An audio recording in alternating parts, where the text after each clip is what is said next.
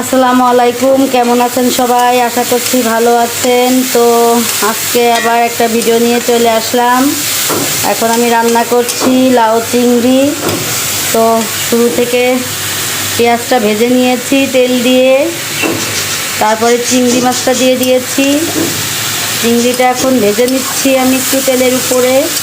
চিংড়িটা ভেজে নিলে তার ঘ্রাণটা ভালো আসবে, তরকারি টেস্টটাও ভালো হবে। এখন আমি দিয়ে দিব সামান্য পরিমাণিত হলুদ, লবণ দিয়ে দিয়েছি আগেই।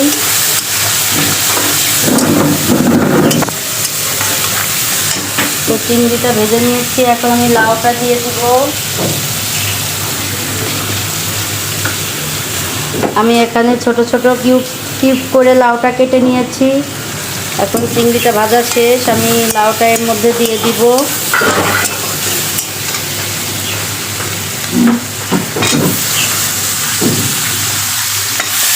লাউটা দিয়ে ভালোভাবে কষিয়ে নিব।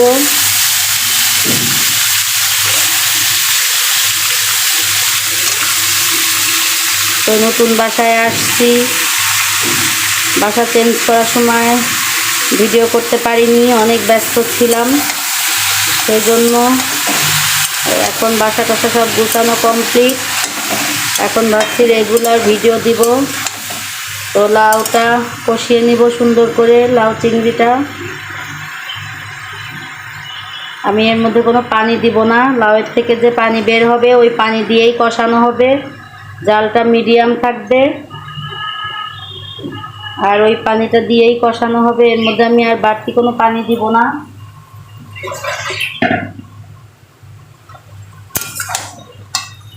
আর মশলাও আমি এত বেশি দিব না, অল্প অল্প মশলা দিব, কারণ এটা সিম্পলভাবে রান্না করতে হয়। এর মধ্যে বেশি মশলা দিলে খেতে ভালো লাগবে না, চিংড়ির টেস্ট নষ্ট হয়ে যাবে। তো আমি এখন দিয়ে দিব কাঁচামরিচ। এটা সম্পূর্ণ আমি কাঁচামরিচ দিয়েই রান্না করব। তো আর দেবো না, এটুকুই। হাতটা ধুয়ে নিই।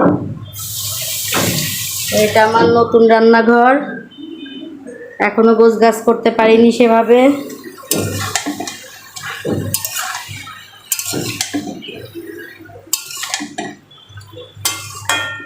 তো সব কিছু দিয়ে দিয়েছি, এখন আমি ঢাকনা দিয়ে ঢেকে দেব।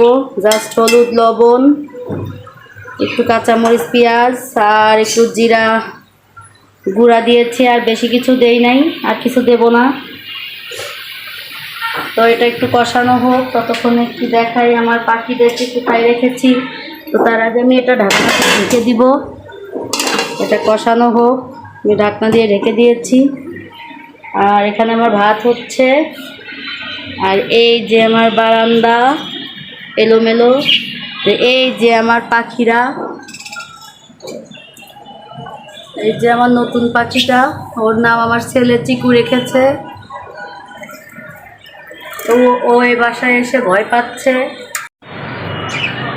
তো চিকু এই বাসায় এসে ভয় পাচ্ছে, ও ঘরে গেলেও উড়ে উড়ে চলে যায়। আর এই যে আমার অন্যান্য পাখিরাই গামছাটা দিয়ে রেখেছি রোদ্রের জন্য। আর একজন দোল খাচ্ছে, আর ভিতরে একজন আছে দেখা যাচ্ছে না।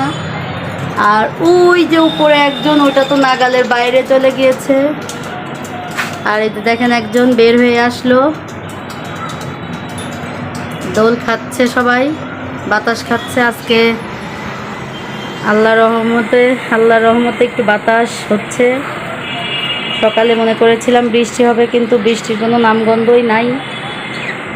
তো বাতাস আছে।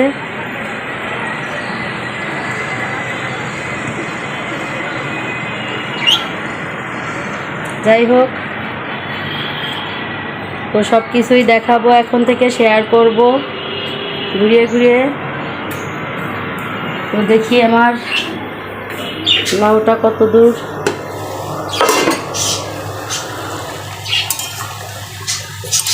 এটা এখনো কষানো হবে।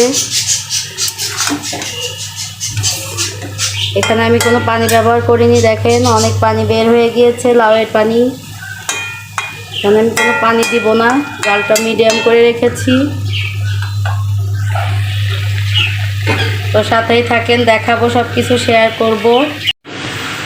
এই তো বন্ধুরা, তো অনেকক্ষণ কষিয়ে নিয়েছি। কষানোর পরে এটা ফাইনাল লুক। আমি এখন খুবই সামান্য পরিমাণ একটু পানি দিয়ে দিব, কারণ এটা বেশি ঝোল ঝোল হবে না, তাহলে খেতে ভালো লাগবে না। তো আমি এখন একটু পানি দিয়ে দিব। এপাশে আমি পানিটা একটু গরম করে নিয়েছি, এখন এই পানিটাই দিব।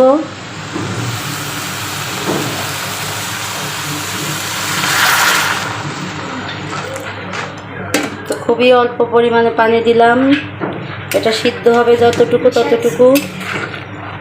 আর কাপড়টা হয়ে গেছে কিন্তু। আর এখন আমি ঢেকে দিব। এটা পাতলা তরকারি হবে, গরমে এই পাতলা তরকারি, লাউয়ের পাতলা ঝোল। এটা খেলে গ্যাস হবে না, শরীরটাও ভালো থাকবে, ঠান্ডা তরকারি। তো এভাবে রান্না করি আমি, খুবই সিম্পলভাবে। তো এখন ঢেকে দিব ঢাকনা দিয়ে,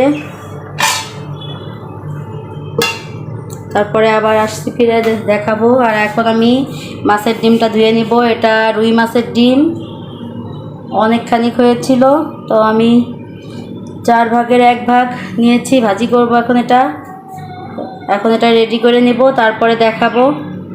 তো আমি এখন মাছের ডিমটা রান্না করব, সেজন্য আমি ফ্রাই প্যানে তেল দিয়ে পেঁয়াজ মরিচটা বসিয়ে দিয়েছি। এটা ভাজা ভাজা হতে থাক, ততক্ষণ আমি মাছের ডিমটা ধুয়ে নিব।